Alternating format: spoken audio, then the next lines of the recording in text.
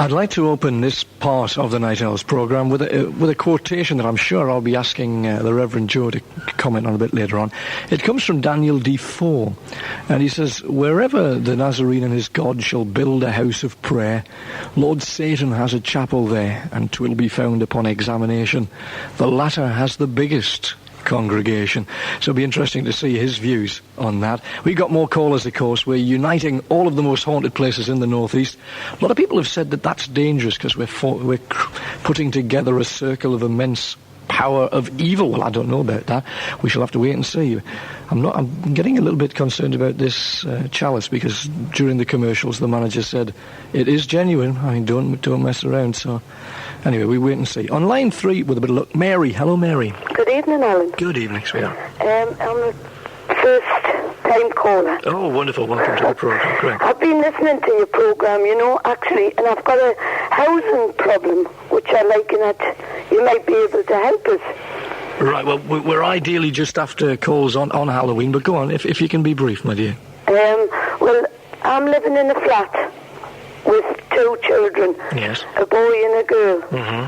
I've been all over, councils situate, and they won't be able to help us. Why? Because they said that I wasn't entitled to the 3-bedroomed house. For the modernisation. I mean, the housing place, they moved us from an upstairs flat to the downstairs flat. I mean, I've got a boy and a girl. Yes. One's nearly 12, one's nearly 10, and I've got the girl sleeping in with me. Yes. Now, I don't think that's right, Alan. Have you visited people like the Citizens Advice Bureau to see what the legal... Alan, I've been all over in the gated area, and they just turn their head and they don't want to know us. Well, that's true. So you've actually been to the Citizens Advice, though? I've been to Citizens Advice, I've been to Social Services, I've been all over, and they just turned round and said they didn't want to know.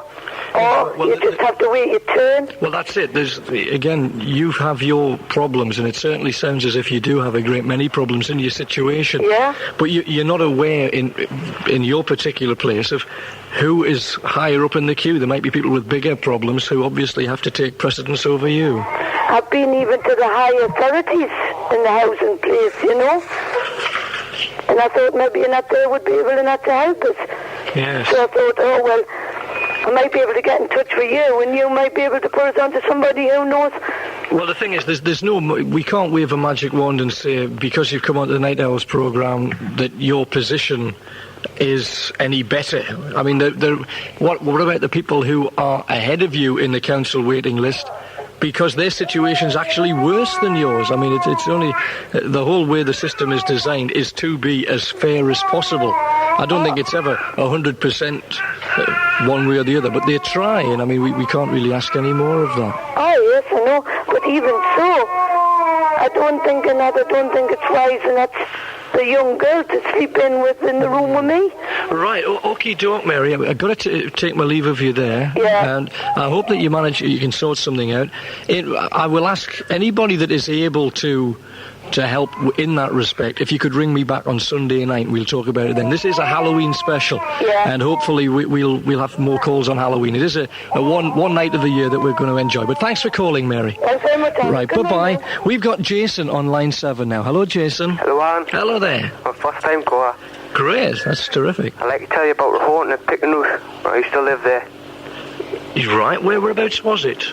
We just up the street from the school. Uh-huh. I think you might be in the wrong place. Why? Because when I lived there, I seen 5 ghosts. 5? It's hard to believe, and something very strange. Oh, well, tell me about it. It was ages ago. Uh-huh. Bring it up. One night, I went to bed. It was only about 8. And I had a little candle thing. I can't remember quite what it was. And I turned around to put it back, and when I turned around, there was 5 skeletons. And that's hard to believe, but it's true. 5 skeletons? Skeletons. Now, you see, normally when you talk about ghosts, you're talking about people who... You see figures whole figures. You don't see skeletons. I mean, ashes to ashes, dust to dust, and the spirit goes on. So you normally actually see the full body. So you hadn't been on the loopy juice, had you, or anything like that? No, I was only 8. Oh, well, obviously, well, I don't know. No, of course not. I turned around, and there was 5 of them, and they were all staring at us. And one of them started walking towards us. So, again, at 8-year-old, I remember, well, I don't remember exactly what I felt like when I was 8-year-old, but I remember it was an exciting world. You were General John, the little army man, you were Buffalo Bill. Could it not have been your imagination running away with you? I didn't even put my head down the clown out, man. I turned around, and they was keep hiding under the blankets and things, but they didn't get away. So what happened then? I screamed. Did you? So you said something very strange also happened. What was that? This is even more unbelievable. Me and my brother this time. The light was on. And I don't know about this. A floating moon, just like a floating spear, floated outside the window. A floating spear? Yeah. Do you mean like a shaft of... like a stick, but a luminous stick, a neon light, or what was it? Describe it to me. A round white circle with a human face on it. But the light was on and my brother was there and he's seen it as well. And it couldn't have been anything else, though. I mean, come on, there's a lot of people who are very sceptical. It could have been just Tosh, couldn't it? No, my brother was there and seen it. How old were you then? Oh, it's just the next week on. Just a week on from that. So you're still 8-year-old, but again... could it not have been you simply saw a flash of a light across a window pane and you immediately jumped to the wrong conclusion? Because it was just outside the window, it's fallen out with his eyes. And it did... Oh, so you were close enough to be able to pick out the features of the face? Yeah, it was like we were just diving under the bed and all, let's try to escape from it. And you haven't seen anything since then? Because you obviously you sound a lot older than 8 now, Jason. No, but in May, a woman seen a Victorian wifey, a ghost of a wifey, just next door from where we used to live. Walk up to her bed, smile and walk through a wall. Oh, dear me. Well, it's supposed to be the night when those things happen. There's a ghost in here. The members of the staff of this particular place, and, of course, the other places where we have night owls, they've all heavily hauntified places, so you never know. We might get one here. I think it could be the warehouse at the top. Used to be a church. Right, well, again, too late now. We're here. Yeah. But thanks very much again for calling, Jason. Nice to hear from you. Bye-bye. Sure. A first-time caller, too, on Alan Robson's Night Owls. Good stuff. We're going to take another break, and after that, I hope to be talking to Keith on line 8. What do you want when you're buying a used car? You want somewhere with up to 600 cars to view and choose from. You want somewhere with prices ranging from £50 to £5,000. You want somewhere with expert advice on hand. That somewhere is Tyne Car Auction. They hold an auction every Tuesday, Thursday and Saturday. It's an opportunity not to be missed, especially when you want a great used car deal. Tyne Car Auction, opposite the Wills factory on the Coast Road. Ring 265-2626. That's 265-2626 to find out more. Tyne Car Auction, where you'll do a good deal better. Ladies and gentlemen, Friday night, November 8th, at City Hall, Newcastle, the Regal Rock and Blues Reunion brings together in concert the greats of rock and roll. Rick Nelson, Del Shannon, Bobby V, the Marvelettes, Frankie Ford, and the incredible Bo Diddley. Classic rock and roll, all in person. The Regal Rock and Blues Reunion, one night to remember. Friday, November 8th, City Hall, Newcastle.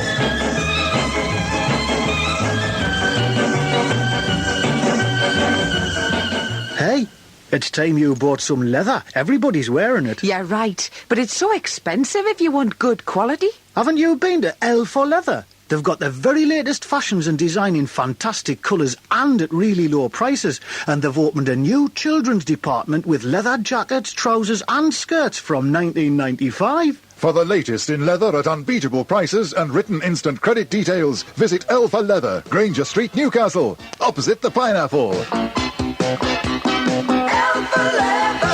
There are a range of cars that bring together speed and safety, rare luxury and brilliant engineering, the flavour of high living with a streak of adventure. The cars are BMW from Mill Garages. Test drive one soon. Mill Garages, the North East BMW Centre, Ryhope Road, Sunderland, Tyne and Wear. And you're listening to Alan Robson on the Night Owl Special, Metro and Tees Together. Don't forget, and you lot, just because I'm out of the studio and I'm not there to shiver you along, don't stop calling. Give me a ring. It's Tyneside. That's, what is the number? Anyway, Tyneside 488. Tell you when you're out of the studio. Eh? Foolish boy. 091 488 3188. That's Tyneside. 091, that's the STD. 488 3188. My next caller, Keith. Hello, Keith. Hello, Alan. You're Maddie. What do you mean? I'm Maddie. Well, man, you got Lorna in that studio, right? Yes. And she's such a lovely person. And you're in the same grotto, and you'd rather be in the grotto than we were. Well, yes, but mind you, Laura and I have worked closely over the years. So then I've got a night off from her tender charms. But I know, if you look at it my way, right? Mm-hmm. If you imagine the excuse you would have, right? If you saw so much like a dog. Don't bring that up. And you could scream and get a hold of her and give her a nice little cuddle, you know what I mean? Well, how do you know what goes on after 2 o'clock anyway? When all the night owl callers have been put firmly to bed, you can never tell. Your wife might be listening to this. Oh, now there's the thought. I better watch what I say then. Right, you what? Thanks for keeping me on the straight and narrow, Keith. Good man. Wait, what I would like to say is, I don't believe in ghosts myself, like. But the last 2 nights, when I'm listening to the night owls, yes, I usually get to sleep. Not, like, after it, you know, I just leave it in. But you know the advert that you've had? The what? The advert about the tonight. Oh, yes. Well, I've woke up, and as I've woke up, I've heard that twice. I can't explain, so it's... Hello? Now, honestly, before any night owl jumps to a conclusion, I shall presume I'm still on air. Am I still on air? Can you confirm back at the studio that I'm still on air? Yes, I am still on air. I don't know what happened there. He was on line 8, which means there's a call that we had to make back, a phone box. I presume something's happened. We'll move on to my next caller, which I believe is Graham on line 1. Hello, Graham. Hello, Alan. It's his sister. He's changed his mind. Oh, I see. Right. Yes, go on. Speak to me. You're on the wireless. I want to tell you about last night. Mm-hmm. We were walking through the park. It was about 12 o'clock because we all been with our friends. We were walking back. There were 6 of us. Mm-hmm. And as we got halfway through, just a load of mist came in the park. And then we just seen this flash of light. What do you mean? Again, first of all, where was the flash of light and what sort of flash of light? It was like in the mist. In the mist. It was quite foggy late on. There was misty patches all over the place. A flash of light. Could it have been again, if you see a car headlight flashing against the mist, it actually does reflect a certain degree of light. Could it not have been a car headlight somewhere? No, it was right in the middle of the park, right on the football pitch. In King George's Park it was. That's weird. And there was 6 of us, and so we all seen it. Mm-hmm. And as we walked over to see it, like when we got there, it had gone. But like, you know, when we walked past it, we seen it again. When we like walking out of the park. But when we got out of the park, there was no mist nowhere. So there was mist with light amongst the mist. Then when you go to investigate again, the mist's all gone completely. It was like a strange, like glow, like can I describe it really? Describe it. It's very, very strange indeed. Thanks very much for that, Graham, sister. I'm very much obliged. Yeah, you bottled out at the last minute. We got Keith on line 8 again. Right, you're back, Keith. Good to see you. What happened there? I don't know, I just went off. It was not us, honestly. I'm sitting here with a microphone. I can't do such things. I have sworn my team not to mess around because it's a serious doings again. No, that's the second time it's happened tonight. Is it? Oh, so that's all right, isn't it? I don't know if it was a funk with this phone or not. Like, right, whatever. Right. Where were you? Oh, I can't remember now. No, neither can I. So, we'll pick up the loose ends again. Ghosts. You were saying, I believe you don't believe in them. You think they're rubbish. That's right. I didn't believe in them.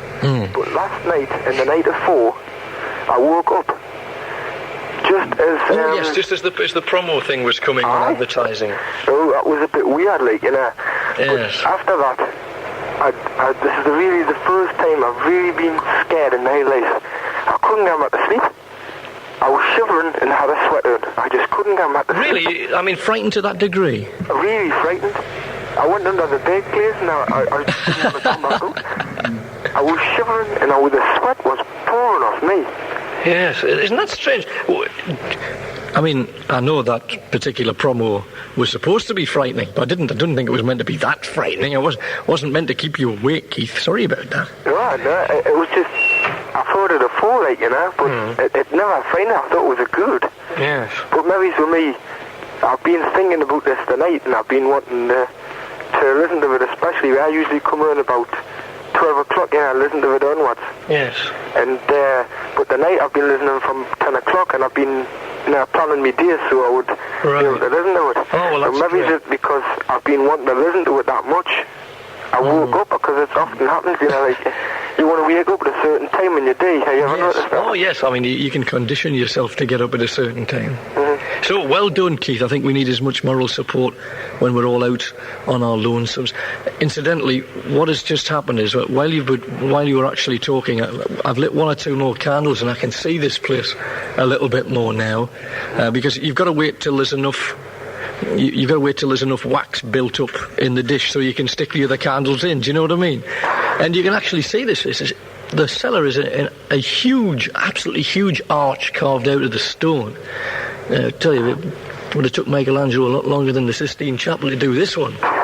It's apparently an old smuggler's cave as well that we're here, so you never know. You might be able to see a ghost a little bit more clearly now. So I'm glad that you've managed. I'm glad that you've managed to stay with us, and I hope there's a lot of other people out there listening. And if you are, give me a ring. Thanks for calling again, Keith, and sorry about the problems we had before. Oh, sorry. That's great. Good man. Cheers. Bye-bye. Ooh, whoever's back at the studio, a bit sharp with him, weren't you? Alan Robson on the Night Owls programme. Don't forget, we've got Night Owls all over the place. We've got Alice Keane sober at the Lord Crew Arms, Blanchland. You might remember we had crackly poos and all sorts of things last year. Lots of strange noises. If we're quick, we can get Richard on line 2. Hello, Richard. Hello. Hello there. I've got two stories. Right, well, you're going to have to give me one quick one and we'll come back to you immediately after the news. Right. My brother, years ago when we were kids, through the night one night, we got, like, in the bedroom there was, like, a cupboard. Mm-hmm. And he seen a ghost. And what happened was, it was supposed to come straight through my bed, straight through his bed, and into another cupboard. And my brother, he's 28 now, and he still goes on about it, and we didn't believe that he'd seen it and all that, you know. And he must have seen it if he still goes on about it, and I'm going back when he was a kid. So, again, if he'd made that up, he would have admitted it by now. If a kid, he would have sort of, like, forgot it.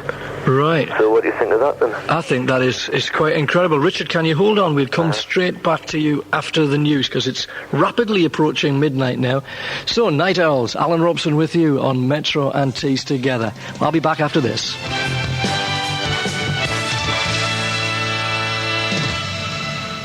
The Midnight News, this is Alan King. Reports from Washington suggest that President Reagan is prepared to match the proposed 50% cut in nuclear arms put forward by the Soviet leader, Mr. Gorbachev.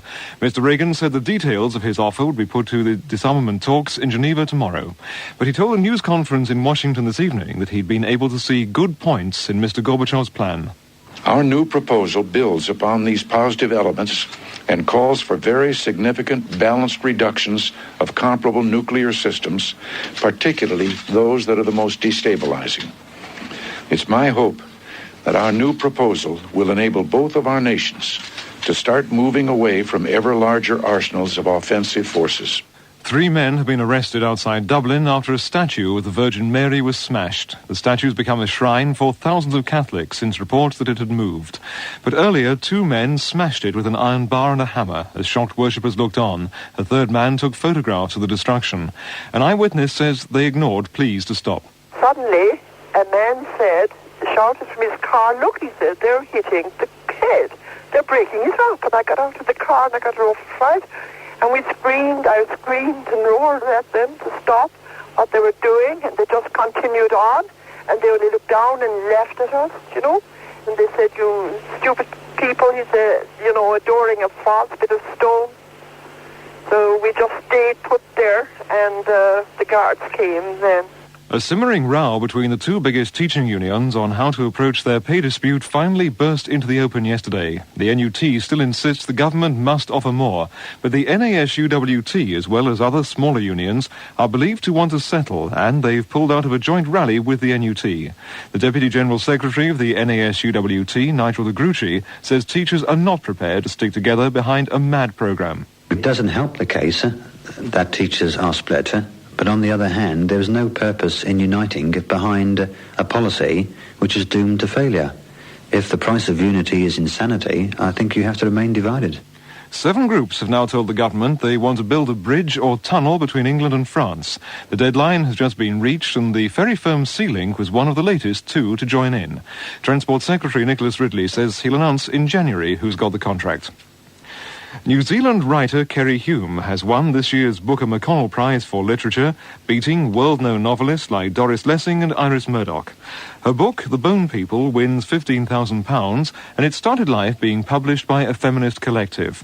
The chairman of the judges, Norman St. John Stevis, says it's a brilliantly written work. I think we felt that the purpose of the Booker Prize is to encourage an advance in literature, and this novel does undoubtedly break new ground. Independent Radio News.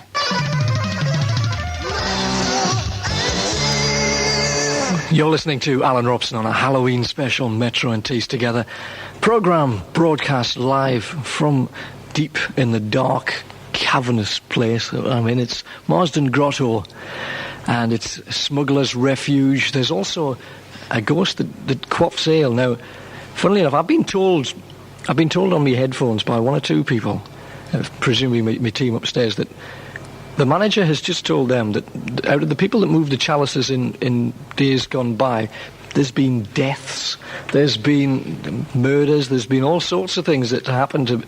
So I'm not sure that I want to do that anymore. So I might actually leave the chalice or whatever it is where it is. I think, you know, we don't want to go too far into all this. Hope you're listening outside broadcast mob wherever you happen to be. Anyway, I think we've still got Richard online too. Hello, Richard. Hello. Hello there. Right, you said you had a second tale for us. Yeah, well, I'm a keen fisherman, you know, and when I go fishing, it's mainly all night fishing. Yes. Well, there was one night, it was just down the road where you are, Frenchman's Bay. I don't know if you heard of it or not. Mm-hmm. Just down along the coast. Uh-huh. I was fishing down there, and it was about 1 o'clock. It was me and my mate. It goes like on the top of the cliff, it goes like a half bend. Yes. You know, and I was fishing there one night, and I just happened to look up, and I seen this figure going right across, instead of walking round like the cliff edge. Hello? Yes. Instead of walking around the cliff edge, it just like went straight across in midair. What, the figure did? Aye. It went straight across in midair. And I goes to my mate. I'd only been there about an hour and a half, 2 hours. And I says, me mate, I says, oh wait, pack the gear up. Goes, what for? I says, oh, we're not doing out here. He goes, oh, we've only been here an hour and a half. I says, here, pack the gear up. I'm packing the gear up, me mate.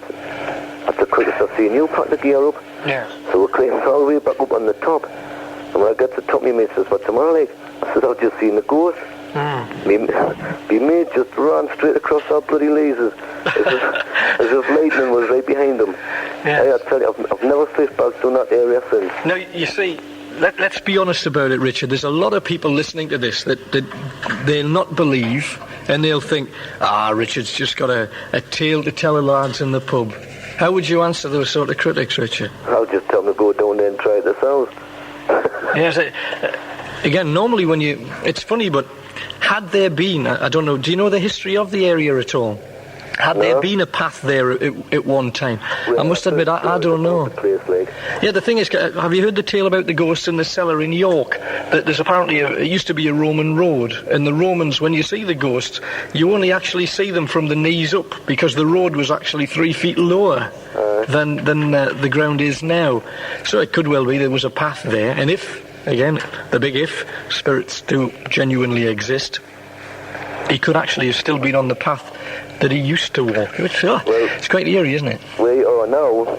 I believe in the ghost that's at the grotto. Do you? Because my dad used to work for the breweries. And he used to deliver. To the grotto? To the grotto. Really? And I'm going back years ago, and he told me when I was a kid, not about the story, not about the smuggler. Yes. So, again, what have you heard? Come on, tell me more. I'm here. That the drink left on the... Yes. Did your father see him while he worked here? Pardon? Did your father see him while he worked here? Oh, no, he didn't work in the grotto. Oh, he just delivered here? Delivering the beer. I see. You know, like the kegs and stuff like that. Yes. And he told us, he says, if there wasn't a drink left on out for him, the place used to be smashed. It used to be all upside down. Yes. So I think he enjoys so long. That's all very well for you to say. I wish I could come down and join you. Well, I think if we're going to have the others on the tour, it's only fair that I should be in the same position. Anyway, thanks again for calling, Richard. I think we've got Alice. Can I put a message out for a missing dog? A missing dog? Well, not really, otherwise we'll have to do them all, you see, Richard. If you tell Laura, ask Paul, who's at the studio, stick this chap back on the switchboard. We'll put the missing dog out on the night shift programme afterwards, and any other missing dogs that we get, and leave a copy of it for me, and I'll push it on Sunday night as well. Okie doke? Thanks very much, now. Thanks, Richard. Cheers. We've got Alice now, who is at the Lord Crew Arms. We dragged Alice screaming in there, because, Alice, I believe you even get frightened at Doctor Who. Oh, that's right, Alan. And it's not, I'm afraid, you've had lots of humorous calls tonight. This one isn't going to be very humorous. I've had a real fright, actually. You know how on the last phone call you told me to perhaps try the getting into bed and... Yes, and you feel like a cat's weight on the bed. Yeah, well, I thought, just to get into the spirit of things, I would try to do that. About midnight, I pulled back the covers, and there was a tremendous gust of cold air. I mean, I'm not out in a cold sweat or anything, but there was a tremendous cold feeling in the room. I put the cover straight back, and I'm sitting here on the end of the bed now, absolutely shaking, because I'm not kidding. That is what happened, and I don't know what it is, but there's something in this room that doesn't want me to try that, and I'm telling you now, I'm not going to again. I'm honestly not. It doesn't. Well, perhaps in quarter of an hour or so, and you've gathered your courage a little bit more, you could give it another try. And again, if that gust of wind, or was it a gust of wind, or what was it? It wasn't a gust of wind. It wasn't. I mean, you can identify a gust of wind as a gust of wind because we're all used. We all know what a gust of wind is. But this was just it was a cold feeling. It came from. It came from around me rather than from the room. Do you see what I mean? So, I mean, let's look at it this way. We know the Lord Crew Arms is again, it's the most haunted place in the northeast. I mean, without question. And we got a great many things happening last year. Creaks and chairs creaking as if there was somebody sitting there. Now, you say that gust of wind, it couldn't be produced by any body rather than anything. You say the gust was actually around you. Well, the heating's on in the room. It's a warm room. There's no problem with any drafts or anything. I've checked the windows. There's no problems with any drafts. Yes. Just as I was sitting on this bed, just about to pull the covers back, without feeling nervous or anything, as I say, there was just a tremendous feeling of coldness. It was just sort of put that cover down. Don't touch it. Don't get inside the bed. The bed's fully made. I'm not touching it. Yes. I'm quite terrified, actually. I'm sipping a cup of coffee here, and I can hardly hold it still, really. Alice, good girl. I'm going to kill you. I know I had to do some sharp talking to get you there, but I think you're being very brave. You hang on in there. Are you able to listen to the programme? Yes, I can listen to the programme. Right. I think it's about the only thing which is keeping me from... Right, well, again, we in a quarter of an hour, half an hour or so, give it another try. But I tell you what, can you get into bed and talk on the phone at the same time? Well, I don't know. Well, I tell you what, next time, try and position the phone in such a place, and we'll give it a bash and see whether or not the same thing happens. Yes. Now, apparently, Alan, there's been some difficulties on my end. But the person who's putting Laura on the switchboard through to me has gone to bed now. So the only way I can get through is by ringing you. Now, the lines are going to be engaged fully. Well, I'll tell you what, you stay on the line. We've got another number that we can let you ring at the studio. Right. Now, Laura will know that, and we'll make sure that you can have that, you ring on that particular number. Okie doke? Right. So fear not, you will get through, because you'll be the only one ringing on that particular line. Right. It's clever doings. Alice, you're very brave. You just hang on in there, okay? Right, I'll try that again, you know. Well, try it when we're actually talking to us, and we'll see if the same thing happens. If it does, I promise I'll not ask you to do it again. Okay, Alan. Okay, bless you. Take care. Bye-bye. Well, it's Halloween. Alan Robson on the Night Owls special. We've got somebody on line 3. I think it's Margaret. Hello, Margaret. Oh, hello. Hello there. Well, could you say, you said you had somebody live at the Metropolitan in Hartlepool. Is that right? Or do you mean the Cosmopolitan? Because there isn't a Metropolitan in Hartlepool. Cosmopolitan? It's the Cosmopolitan. It's the Cosmopolitan. Of course it's the Cosmopolitan. Hang on a second, I'm just going to slap my face. Yes, it's the Cosmopolitan. It's in the basement. At the beginning of the programme you did say the Metropolitan. Did I? Oh, well, of course, cause it's because I work for Metropolitan NT's Broadcasting, you see. Yeah. I often fall in the trap. Sorry about that. Right. It is the Cosmopolitan, you're right. Well, just keep me right, Night Owls. That's a good girl.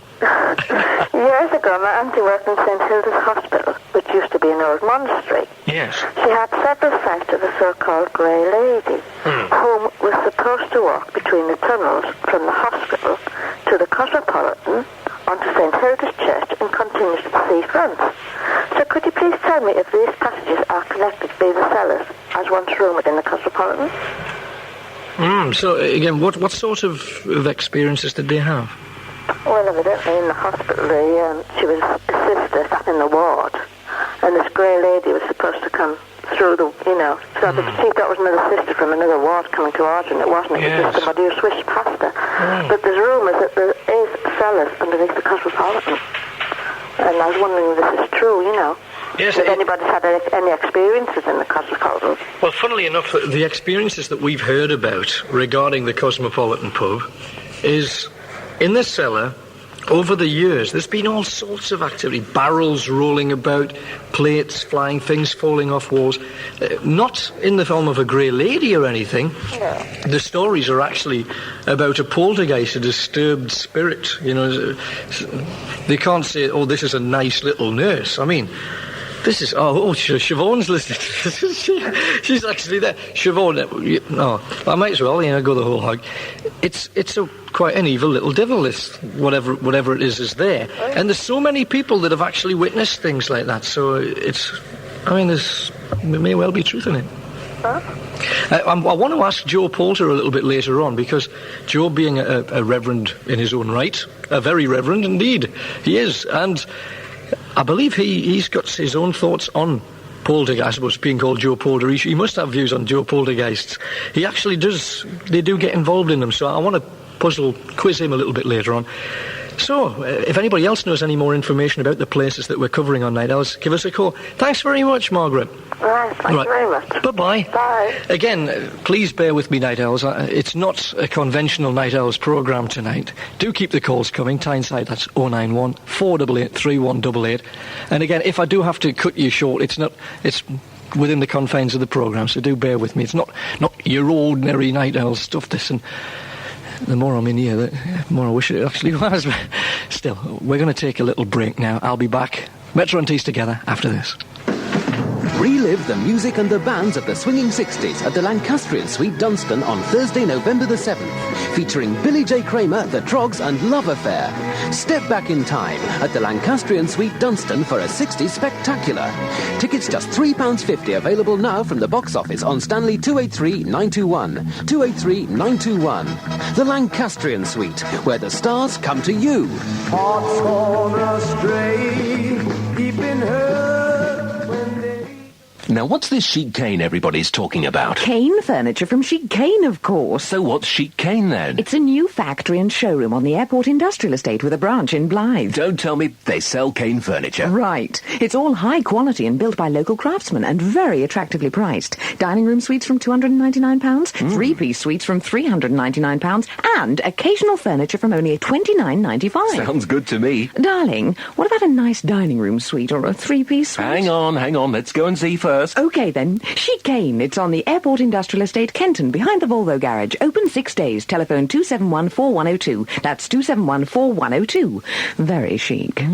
So the wife's putting the pressure on, eh? Yeah, for a new kitchen and bedroom fitted before Christmas. It'll cost a fortune, but I wouldn't mind if I could find real professionals to design and fit it properly. But it's murder dragging around all those showrooms when you haven't got a car. Well, there's always the buzz of the metro. At InStyle Design, that's no problem. Ring Tyneside 2677130 and ask for Nigel Ridley. He'll send a courtesy car to take you to the InStyle showrooms in Newburn. Then you'll be able to see the very best in German or English kitchens, starting from as little as £600. Even better are all the brilliantly clever design features Nigel can incorporate in your kitchen. Then there are the fitted bedrooms, but you really need to see for yourself. So ring Tyneside 2677130 and get that courtesy car calling for you. 2677130 for InStyle Design. Halloween, Metro and Tees together. We're trying to find Joe Paul. I've sent me outside broadcasters wherever they are. I've told them on my headphones to go and running about and chase Joe Porter.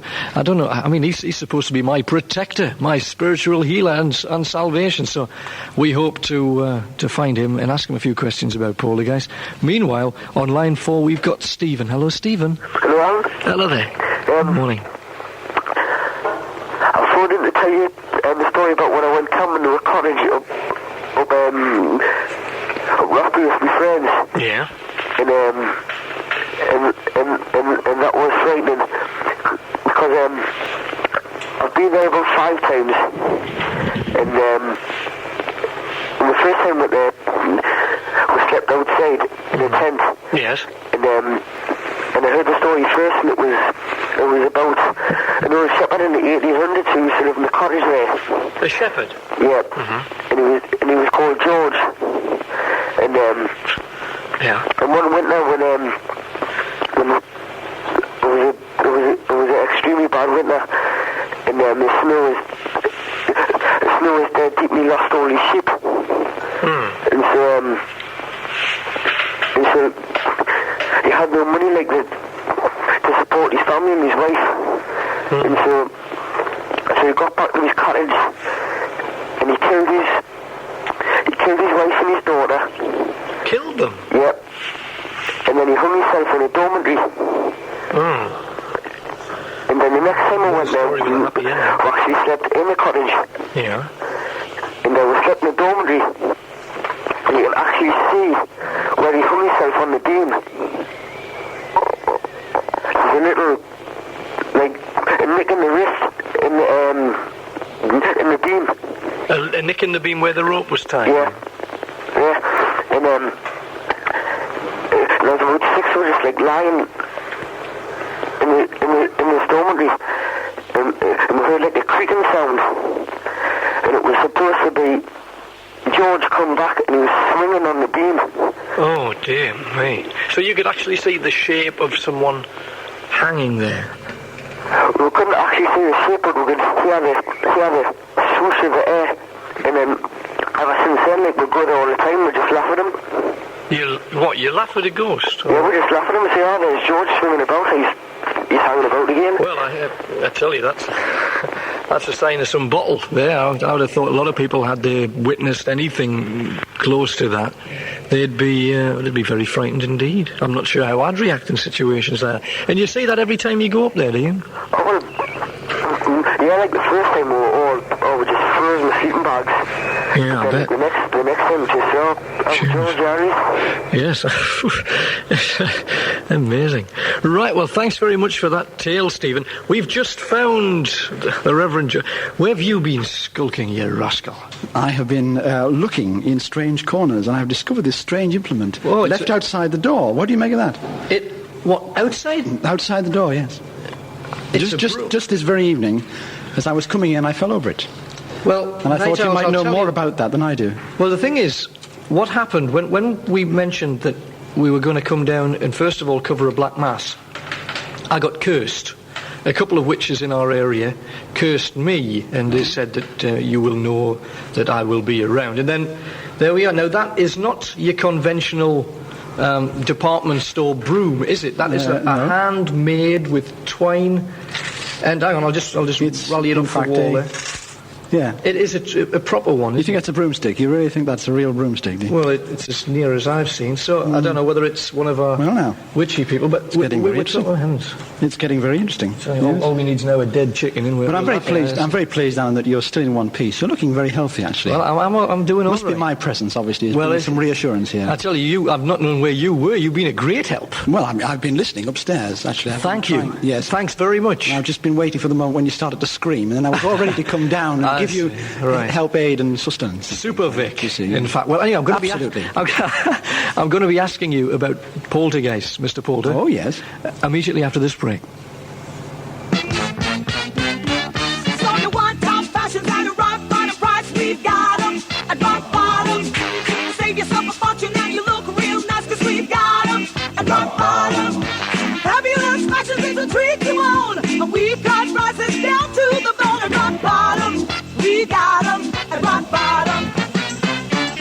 In the indoor market in Middlesbrough, Hill Street Center. Rock bottom. Ascot Upholstery. We build custom furniture for you. We'll reupholster your old suite to look brand new. We can color match to any scheme and make your carpets, drapes and cushions look a dream. Ascot Upholstery. Don't be a stranger to the Granger. Whatever you're looking for when you're shopping in town, you'll find it in the Granger Market. There's not just fresh fruit, vegetables and meat. There's a fabulous range of goods for everyone, every age, all the family, all good value for money. The latest fashions, the new ideas, all under one big roof in the Granger Market. Just 2 minutes walk down Granger Street from Monument Metro. Alan Robson with you on a Halloween special. It's at the height of the time when throughout the northeast of England the witches are dancing and doing their various ritualistic things, and we have heard that the sacrifices are taking place, and also that in certain circles, certainly the circle that we left after the first hour of the programme, they are uniting for the last time until the new year. And I'm not going into that anymore because there might be youngsters listening.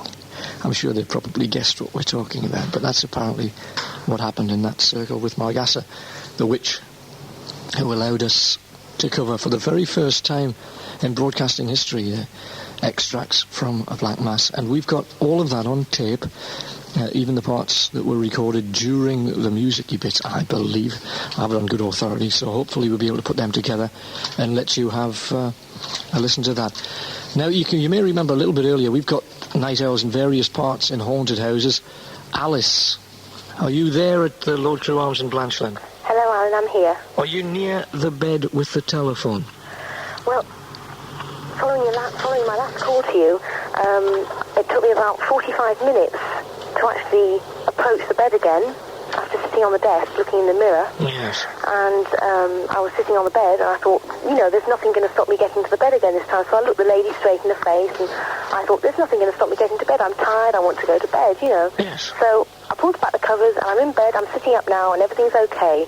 You're in bed now? Yes, I'm in bed now, I'm sitting up and I'm talking to you and everything's okay. I've got all the lights on in the room, I've got all the doors open, I've got the windows and curtains shut, and everything as far as I know is okay. So you've mastered it. Is there has anything strange happened? Because remember, the last time you did that, you felt a cold presence.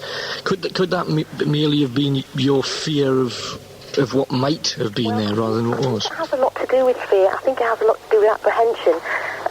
This time I was much more determined, and I think that must have had a difference because I was much more determined this time. And as I say, I'm in bed now and everything's okay. But what I would like to say is, I heard, is it Siobhan? Yes. I heard Siobhan saying about this strange atmosphere that she's feeling, and you were agreeing with her. And I'm in quite opposite circumstances to you two. I'm in a warm, comfortable, beautifully decorated bedroom. Yes. And yet there's still this really peculiar atmosphere here. I've never felt it before. It's not anything as drastic as a cold rush of air as I had before. It's a definite, very, very tense feeling in the room. It's making me extremely nervous, and it's great to talk to someone, honestly, it really is. Right. Goodbye. no, only joking, Alice. So you've really come to terms with that. I think you've done incredibly well, because with the rather strange conditions, I know what you mean about a tenseness in the air, because the situation here, you're in a fully lit room. Well, that's right. Now, yeah. Siobhan and I'm sure Toby, we're in a pitch black, and the darkness. Right. You've got no lights on at all. Well, I've got a candle on the table in front of me, so that I know who's on whatever line that's told to me in the other ear, you see. But apart from that, it's black, and it seems that the darkness around you gets darker. Yeah. Now, I mean, there's no lights to reflect light in, but it still seems to get darker. It is rather peculiar. Anyway, I think you really have shown a great deal of courage, because I do know how scary things normally are to you. Really, if I was a visitor and coming to this hotel and lying in this room now, it shouldn't really have that atmosphere, because there's nothing strange about this room apart from this rather eerie photograph or picture above the fireplace. There's nothing strange about this room. It's a beautiful room. It's in very attractive surroundings. It shouldn't really have an atmosphere, but it's this very room. I mean, I've walked around the whole hotel now, and it hasn't really got this haunted feeling as much as this room. And I don't know whether I like it or anything like that, but there's something about it that I'm not scared anymore. I've come to terms with it. I'm in bed now. I'm sitting up. I've conquered it. I'm not worried anymore. I'm quite happy. As I say, it's quite lonely, and obviously my heart's still pounding. I'll be pleased to get home tonight, but it's okay. I'm feeling much better than I did a couple of hours ago. Well, I shall say congratulations. The only thing that I can do, Alice, is aspire to feel the same way. Yes. Thanks very much, and hang on in there. We hope to get back to you before the end of the programme. Okay, then. Thanks, Alice. Well done. Well done indeed. I'm proud of that girl, because when I was twisting her arm up her back to actually go and undertake that, well, I'm telling you, the yellow line, I've seen more backbone in a banana, let's put it that way. And really, she's done the business, that really is. I'm stunned with that. Well done. We've got Jill on line too. Hello, Jill. Hello. Hello there. Actually, I'm phoning up about Pickford School. About the ghost day. Yeah. My grandma's 93, so she went to that school 88 years ago. Yes. And the headmaster then was called Mr. Gray.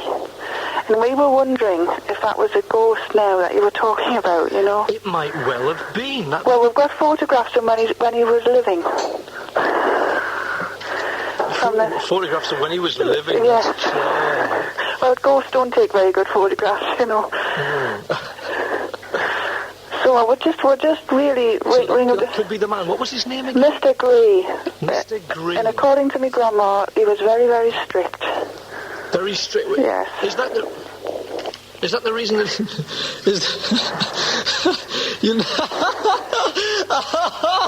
Sorry, you never guess what's happened. Somebody's just sneaked into the room with a lovely cup of coffee for me. You probably needed that. And instead of milk, she's given me tomato ketchup.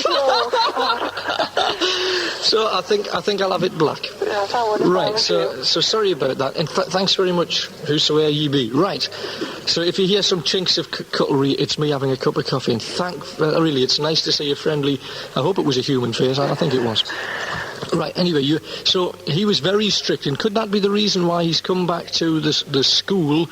Because people are, I don't know, not being as obedient, perhaps, as they were in his day. Could well be, I don't know. But I do know she was there from 1897, so I've got been cut off. You haven't been cut off. I'm not. You're drinking coffee, are you? I turned my microphone down so that I could put my sugar in and stir the thing. Honestly, you're giving away all the tricks. You little devil. Honestly, here's me trying to be professional about it. That's all right. You've been cut off. I don't know. No, she was there from 1897, and we just thought it might be the same person. It might be the same ghost, you know. It could well be. I don't think, to my knowledge, it's ever been identified, as to who it is. We've heard ghostly headmaster, ghostly caretaker, but we've never put a name on it. Is your granny still alive? Yes, she is, yes. Is she in the house? No, she's not. She doesn't live here. She lives She lives on her own, but... Right. Oh, I hope she's listening. Perhaps she could ring in and we could really find out the my grandma nitty-gritty. didn't realise what she was doing yesterday, never mind 88 years ago. Oh, that's so blessed. Which is canny. But I'm sure she wouldn't mind if you want a picture, you know. We'll send a picture if you want one. Or... I think that, if you have one, even if we could just get a photocopy of it, it would be nice to sort of have a look at what's supposed to be creeping up on Toby. Yeah, well, yes, it would be nice if you knew what to look for. Yes, we wouldn't want them seeing the wrong ghost, would we? Oh, that's terrific, Jill. Thanks very much for calling. You've cheered me up. Right, well, I'll send a photograph to you. Bless you. Thanks. That's great. And isn't that a lovely little story? It's about Nana as well, because a lot of the younger generation nowadays, they tend to say Nana. And I think as you get older, yes, you occasionally do when you get to a certain age, lose the odd facet or two, but you love them. That's the name of the game. That's what families are for. That's what Night Owls is about as well. We've got on line 3 our next caller, and that is... When they told me who it was, I thought it was Mad Joe, but apparently it's Madge, thank heavens. Yes, I think when you're in a situation like that, you immediately jump to the wrong conclusion. Sorry, Madge. Right. Hello, dear. How are you? I'm all right. It's freezing cold. My feet. What I'd give for a grow bag full of hot water. Oh, chilly poos on the feet it is. Oh, it really is bitter. And as I say, with the darkness, it plays tricks a bit. Oh, it does. It can do. Well, why I'm ringing you is that I've listened to the programme right from the beginning. Yes. And I think you've been finding out things about this coven you were at. Yes. Yes, well, I had my mind made up. I was going to tell you about what I saw years and years ago. And it isn't sort of memories getting mixed up, tricks of the imagination. I did see it. And I should tell you the circumstances if I have time. Right, of course, go ahead. I was about 14 years and 10 months old, and I had my appendix removed. Yes. And my grandfather at that time had a farm in Yorkshire. And so I was sent there to convalesce. And it was round about this time of year. Well, actually it was this time of year, because I think Halloween was on a Monday. I'm not quite sure. However, I was a lot fitter than I let my relatives know. Yes. Being at the age where kids do that. It was just to get a holiday, you know. Yes. And years before, we used to go down for holidays every year, and I'd heard village gossip about the local lord of the manor's wife being a witch. And this time when I saw all these doings, my aunt had been talking about it, and she said, oh yes, it happens on Lord X's land in the wood there, and he has a gamekeeper and gardeners going around with shotguns to take people away. Well, I've always been a determined sort, so I thought, right, I'll pinch my granddad's binoculars, because he used them to spot straying animals. You know, it saved him or the men walking around looking for them. So I knew he kept them on the ledge beside where his guns were. Yes. So when no one was looking, I smuggled them upstairs into my bedroom. So everyone went to bed early there, as you realise, in farm life, you know, go to bed with the night and get up with the dawn. And I climbed out of my bedroom window, which very conveniently had a drain pipe down onto an outhouse. Now, it could come out of a storybook, this, but I assure you, Alan, it is true. And I ran to the woods, and I saw these men with guns, and I was hiding behind trees, you know, and doing a dodge. However, I found this big tree, and with great difficulty, sort of dropping me binoculars 2 or 3 times on the way, I managed to get a, you know, pretty good height, and I thought, well, where is all this doings? I can't see anything. And then I heard voices, and sort of noises going on. I was twisting this way and that, and nearly falling off the branch. And suddenly, I didn't know really what it was, lights seemed to appear. So I trained the binoculars on them. Lights? Yes, lights. Now, wait a moment, you must allow me to explain this, otherwise you're going to get the wrong impression. Okay, sorry. Do you remember the old watchmen's cabins? Yes. On the road, where they had these, I think they were called braziers. Yes, the old things. They had these things, they were lighting them, you see. I don't know what was in them, I suspect now, on thinking back, that it must have been some material soaked in that stuff that fire eaters use. Oh, yes. You know what I mean? Yes. Because the flame was pretty constant all the time. And what? I was nearly having hysterics when I heard footsteps under the trees. It must have been one of the gardeners or someone. Anyway, I hung on grimly, and I was determined I was going to see.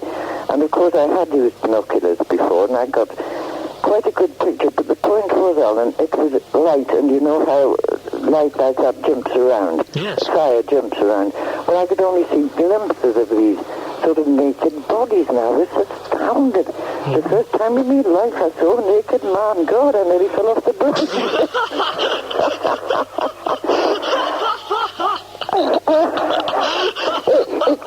It's funny now, but it wasn't funny then.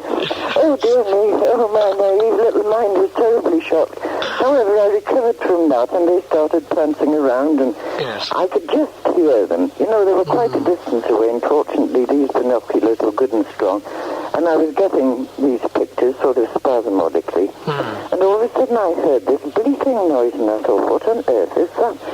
Oh, and Alan, this was terrible. This poor sheep had its legs bound up, and they put it on this sort of box arrangement. I suppose it was supposed to be an altar. And I didn't look. I shut my eyes tightly and just listened to it shrieking. And I thought, oh God, what are they doing, you know? And then it stopped. And then I got visions of these people sort of weaving in and out of these fires, sort of touching their foreheads and touching their chest. You see, they were going up to this poor dead sheep and touching it, and they were touching their foreheads and touching their chests. Well, I can miss out a lot because it's quite irrelevant. I mean, they were just doing their chanting and waving their arms around. Yes. And then suddenly everything went dark. Went black? Went black, absolutely black, as though everyone at a given signal had extinguished the fires. And then I waited and waited, and a few moments later, two of the fires lit up again. And you talk about Rambo. I have never seen a creature like him in my life. And he had horns on his head. Well, they were ram's horns. I mean, I was used to farm animals, and I knew ram's horns when I saw them. He had these ram's horns on his head, and this medallion, well, it may have been a medallion. There's just something that glinted in the light as much as I could see from that distance. And he began to, all this wailing and chanting and whatnot, and these people who must have been on the ground sort of suddenly rose up again. Well, I couldn't quite distinguish whether they were men or women, but figures seemed to merge together and go apart and merge together and go apart, and they suddenly disappeared onto the ground again. You see, I couldn't see ground level, Alan. Yes. I couldn't see right onto the ground. I could see these brazier things because I nearly fell off the tree trying to make out what they were. But I couldn't see actually ground level. Well, they all sort of disappeared one by one again. I thought, what the heck are they doing? Of course, I hadn't the imagination then I have now. Yes. But while all this was going on, Rambo there was dancing around, waving his hands out and laugh at it. Now, honestly, I was petrified. Yes. I really was.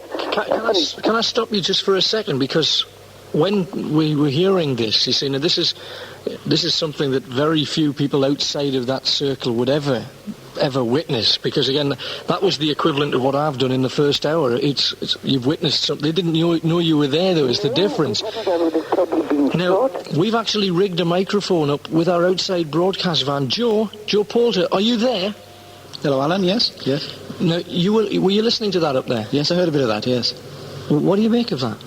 Well, that does sound a bit like the kind of thing that you were experiencing several hours ago in the coven, but a more extreme form of it, trying to get in touch with the forces of nature. Interesting about the plunging of taking out all the lights and then lighting them again. That seemed to be some kind of reference to dying and rising again, trying to get some of the life force represented by nature into their lives. Which is what this kind of ceremony seems to be all about. Now, again, the horned creature, is that representative of the devil? Or? Well, in some ways it could be. In this particular ceremony, I doubt it very much. It was obviously very frightening to a young girl watching it. Very strange. But I doubt very much if it represented that. Much more likely to represent one of these strange Egyptian-type gods that the witch was telling you about, which represents the new life rising up, you see. Yes, can I just pick one point? Again, we're talking about sacrifices and, again, whether or not it's a real sacrifice or a false sacrifice. Now, at the ceremony that we've watched today with my own eyes, it's quite a frightening thing to witness people who are totally committed in what they're doing what they wholeheartedly believe in. Now, you were saying about when they put the mouse or the rat with the snake and the snake eats it, that's not a true sacrifice. Now, they've butchered a sheep, This could have been what's happening at the other place. Well, maybe. This seems to be a much more extreme thing. In fact, you find examples of this in the Old Testament of the Bible. The idea that you try to identify your life with an animal. Yes. Probably this was the going around and touching the animal and then touching themselves, a symbolic sort of saying that we identify ourselves with this animal, which we now kill. Then they're plunged into darkness. Yes. We have all died, and now we are brought to life again by the power of the universe, which is represented by the forces around. When they're touching, they're not daubing with blood or anything. They're just touching the dead carcass of the creature. They may be putting a little blood on themselves in an attempt to, which symbolises an identification with this life. Now becomes our lives, and we will now die symbolically. Well, what do you think about that, Miss Sweet? Oh, I think that's wonderful. Thank him very much for me. Well, that's good. Joe, if you're up there, I hope you're... Thanks again for calling. And we'll have to move on to our next caller now, Madge. Yes, thanks again for ringing. I understand, Alan, and I hope your feet don't drop. Yes, I think my little tootsies could well do with a hottle-toddle bottle. Hottles, toddlers, wattles. Thanks very much, Madge. Warm in the other end. I'm tempted to dip them in me coffee, actually. But thanks very much for calling. Thank you, Alan. Bye, Madge. It is bitter cold. I tell you, if there's any welders out there, I may well be calling upon their services in the early hours. It's a Halloween special on Night Owls. Alan Robson with you on Metro and Tees, and that is my nifty little link into a commercial break. In the tale of Halley's Comet, Houston, we have a problem. There's something wrong. We have an artificial object out here. Something ancient. Something evil. Something hungry. From the director of Poltergeist, Toby Hooper's Life Force. Life Force, Certificate 18. From Friday. Check local press for details. Shop and save the electric way. The sooner you switch to me. An unbeatable price promise on cookers. Great trade-in deals. Lots of special offers. And right now, buy any appliance over £50 on credit at need. And subject to status, there's no deposit. And you don't start your installments until next month. No deposit credit. APR 26.8%. Ask for written details at your Neebs shop now. The sooner you switch, the sooner you save. Richard Hardy of Stanley bring you sensational Austin Rover drive-away deals. A Metro City at only £3,799. No deposit finance and up to 4 years to pay. With similar unbeatable deals on the entire Austin Rover range. APR 18.5. Just ask for written details. Test drive a Metro at Richard Hardy today. At 3799 on the road, it's motoring good value. And remember, Richard Hardy will pay your deposit and give you up to 4 years credit. Ring Richard Hardy at Stanley 238 419 now. That's Richard Hardy, Chester Road, Stanley. Now we're motoring. Adamses have been making luxurious bathrooms of character and quality since 1870, and right now they're selling them at unrepeatable prices. Yes, it's the Adamses annual clearance sale. Your chance to buy beautiful bathroom suites in traditional and modern styles at clearance prices. So hurry to the Adamses factory warehouse on Dukes Way, Team Valley Trading Estate, since everyone knows how good Adamses bathrooms are, and those clearance bargains won't last long. They're open 7 days a week at Dukes Way, Team Valley Trading Estate. See local press for details of the Adamses sale.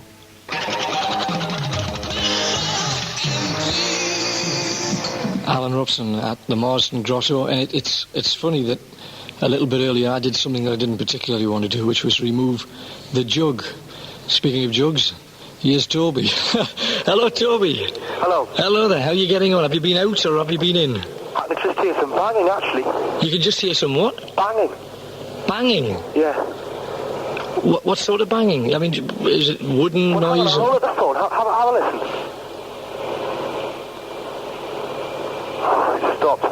then there's banging. There's some toilets, okay, just along this passageway.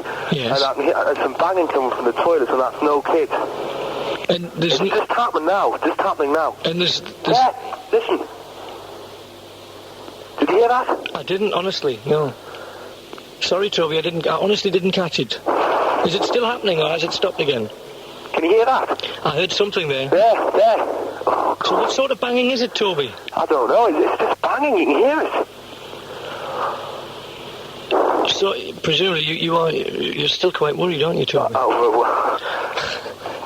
That's an understatement. Sorry, Toby. I didn't catch that one either, no. Don't curse me, I cannot hear it. I mean, I'm down in a hole in Marsden, you know. I got my own problems, mate. You with your banging, I'll deal with mine. It's really wicked. What sort of noises is it? Is it a wooden noise? Is it a metal noise? What sort is it? It's just like banging against. I don't know. It's just like banging. I mean, I'm going to go and investigate in a minute. Well, you do just that. Toby, rather you than me, mate. Oh, dear. I'll tell you what I think it is, actually. I just heard some yelling as well. Ah, you think it's kids who know that you're there?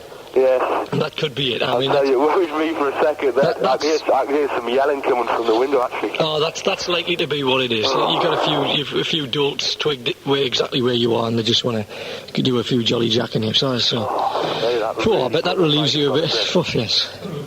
Yes, that's great. That actually is quite comfortable to think there's somebody out there, actually. Yes. There's other human beings. The thing, again, but would you be happy whether they are human beings, or are you in the mood to actually see a ghost? Would you like to see a ghost, Toby, or not? No, not at the moment, I wouldn't. Not at the moment, no. In the broad daylight. I think I could live without one at the present time as well. I'm just looking forward. What time is it? It's coming on to that, yes, sir. Not long now. It's all right. Yeah. We haven't got long to go, Toby. It's like a sentence. We're waiting for our sentence.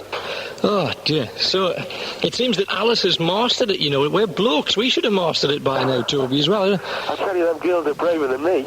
Yes, mind you, I think were I in a pub with all the lights on, it might make a difference. You know, if the day centre, if you had all of your lights blaring, I don't know whether the darkness has something to do with it. It may well. Oh, I think it has. Right, okay, Toby. And by the way, that Mr. Gray was the headmaster. It was that Mr. Gray, was it? Well, we're going to... extremely strict as well. We're going to get a photograph of that. I'll make sure that it's photocopied, and we'll make sure you get a copy too, Toby, to see who... yes, I'd like to see what I should have seen. Well, I mean, you've still got a while yet. He still might crop up, and also, of course, he might already be there, because not all spirits and ghosts manifest themselves in shadowy shapes. He might actually be there. You're just trying to scare me out. Yeah. Obviously not working, so I shall move on. Thanks very much. Okay. Cheers, Toby. Bye-bye. Hang on in there. We're going to take a break. After that, we're going to Karen on line 4. Alan Robson.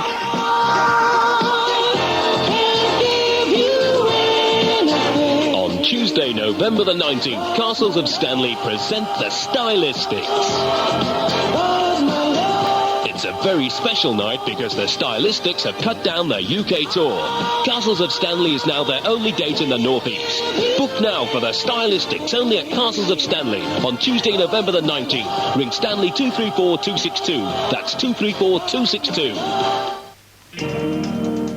A Ramen on Westgate Road replaces zips in trousers and jeans and only charges £1. A Ramen can repair all leatherware, including replacing zips. And a simple job like shortening a new pair of jeans, A Ramen will do that for nothing. Yes, you heard right. Ramens will shorten your jeans for free, no matter where you bought them. A Ramens for alterations and prices that are impossible to beat. 190 Westgate Road, Newcastle, near all the motorbike shops.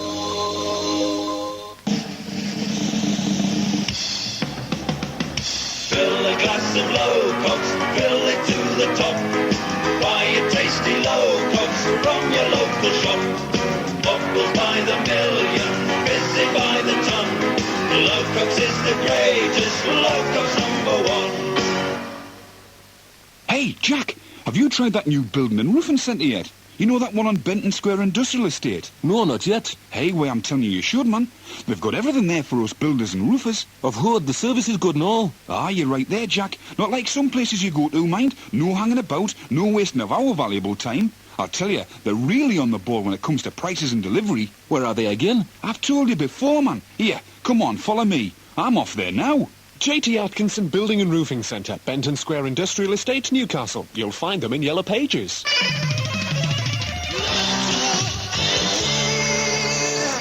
Now, things have taken a oh, good heavens, what was that? Oh, it's just somebody moving about upstairs. I heard a stray. Things have taken a bit of a strange turn, because can you remember a little bit earlier on when Joe Polder came down from the van?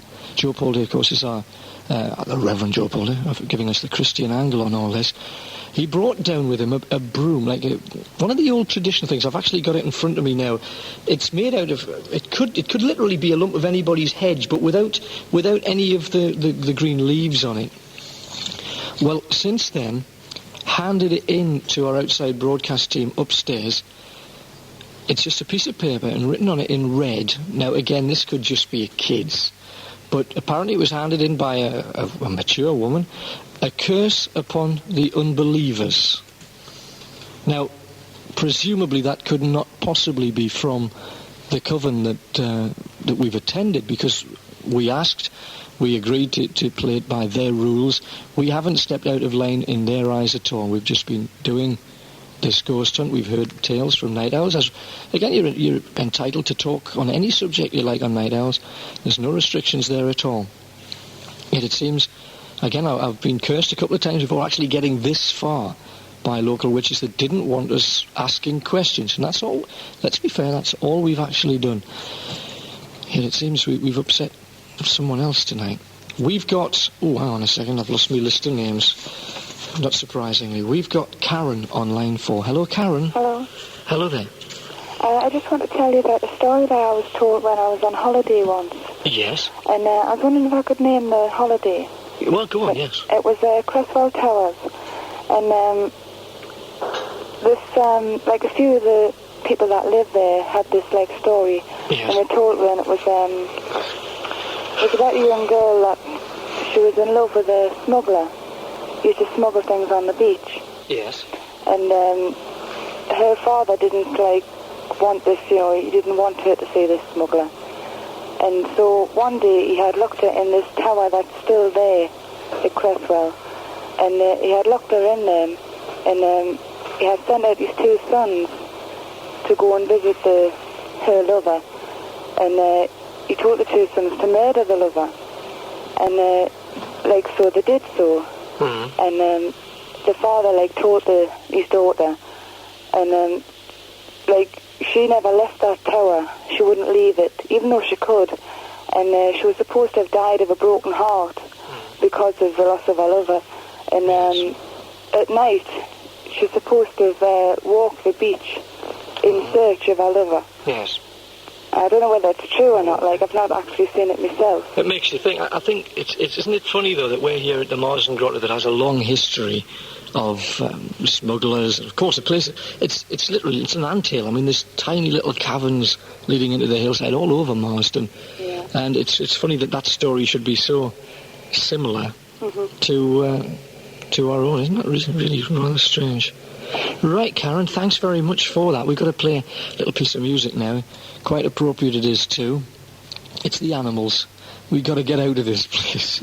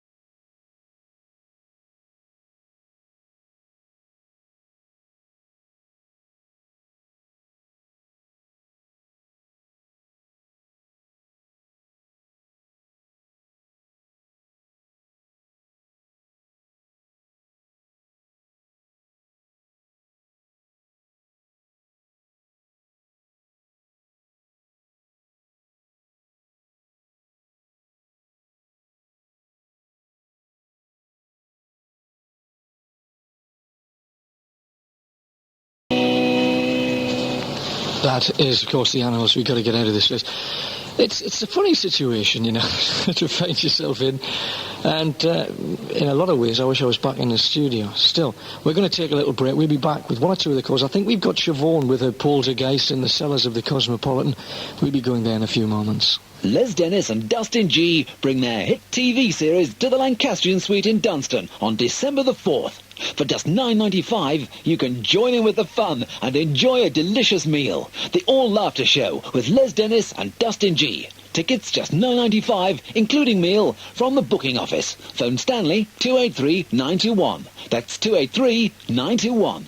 The Lancastrian Suite, Dunstan, where the stars come to you. Now, what's this Chic Cane everybody's talking about? Cane furniture from Chic Cane, of course. So what's Chic Cane, then? It's a new factory and showroom on the Airport Industrial Estate with a branch in Blythe. Don't tell me they sell cane furniture. Right. It's all high quality and built by local craftsmen and very attractively priced. Dining room suites from £299, three-piece suites from £399, and occasional furniture from only $29.95. Sounds good to me. Darling, what about a nice dining room suite or a three-piece suite? Hang on. Let's go and see first. OK, then. Chic Cane. It's on the Airport Industrial Estate, Kenton, behind the Volvo garage. Open 6 days. Telephone 271-4102. That's 271-4102. Very chic. Life was slower in those days. People had time to take pride in their work. Do you ever wonder as you take your expanded polystyrene tray of factory process conveyor belt meat through the supermarket checkout? Whatever happened to those rosy-cheeked butchers of yesteryear? Those cheerful experts who always knew the best cuts, the best buy, the best way to bring out the best in the meat you buy for you and your family. They're still there, working at R.A. Dodds. R.A. Dodds, a good butcher. That's what you're listening to, Alan Robson. Funnily enough, we were having a bit of a chinwag just between ourselves, me and the mob upstairs, and the Reverend Joe Poulter was telling me that apparently, according to his sources, and again, you know what, you never ask a man of the cloth his sources, because he's got someone upstairs, and it seems that black magic is on the increase, or that sort of thing is on the increase. I don't know whether that's something connected with the life and times we live in, people going for straws, and perhaps the more extreme religions. Oh, heavens. On saying that, I'm not sure Margasser or Witch would approve of me even saying that. However, we go down in the cellars of the Cosmopolitan pub in Hartlepool, where hopefully Siobhan. Hello, Alan. Right, how are you doing? Well, you know these banging noises I've been hearing behind the closed door? Well, I decided to have a look behind this door, and it was that cold in there. I had to get out, honestly. It's terrible. And there's something, I don't know whether it's my nerves or not, but before, I heard this scratching noise, and I went to have a look in another separate room that they've got in the cellar, and definitely, I'm sure that I bolted the door, and once I came out of this room where the banging noise was, that door that I bolted was open. Now, I don't know whether it's because the nerves are, I don't know whether I bolted it properly or not, but it was open when I looked again. And is that the sort of the door, Siobhan, that if you had just closed it and not bolted it, would it have swung open anyway? Well, it's quite a thick wooden door. So the likelihood of it moving is a yes, or is that a no? I'm not too sure. Actually, I'm not sure whether I did, should have probably not, but I remember putting the bolt in, and when I looked again, the door opened. Oh, yay. Spooky. And you went actually through that door? Yeah. What is behind that door? Well, they keep the old pots and pans there. It's the store with the food. And is there any way through that door to a place where people was? Because the one thing that we've been doing tonight, we've tried very hard to keep this absolutely straight, and we haven't been adding noises in the studio, which, to be honest, we could have done quite easily, but we haven't. We haven't been doing that on purpose, so that everything that you hear is exactly as we hear it. We're not adding anything. Now, is there a way that some people, perhaps who run the Cosmopolitan, not doubting their sincerity for a more, but could there be somebody in there that's just trying to frighten you? Well, there's only one way down into the cellar, there's one way down and one way up, so so there's nobody. So it can't be anybody. No. And the noises that Toby could hear before, I can hear the banging noises now. Can we pick them up? Can you point the phone towards the banging noise? Yeah, I will. I'll have a try. Right, okay. Can you hear anything? No, there's nothing. It's happened there. I didn't get it, Siobhan. No, sorry. But again, over the telephone, you don't pick up everything. I had hoped that with it being very quiet, and I don't know. Do I sound as if it's echoing a bit? Because it certainly sounds as if I'm echoing to me down here in the bowels of the cliffs of Marsden. And I think that makes every little noise all the more. I shall make a noise. This is not a ghost, this is me. But if I sort of went...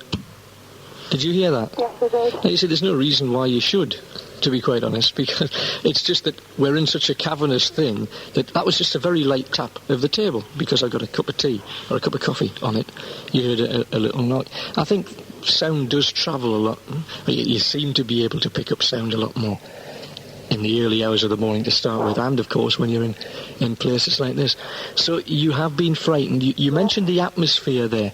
Now when you went through that door, it was colder. Now you already said you were cold. Yes. Yet it was noticeably colder. Yes, it was, and there's this funny smell in the room as well, and there's nothing in this room apart from beer barrels, but it wasn't the smell of beer, and I don't know what it is. There's a funny smell in that room and you're nervous. Well, I don't want to ask. I honestly do not want to ask.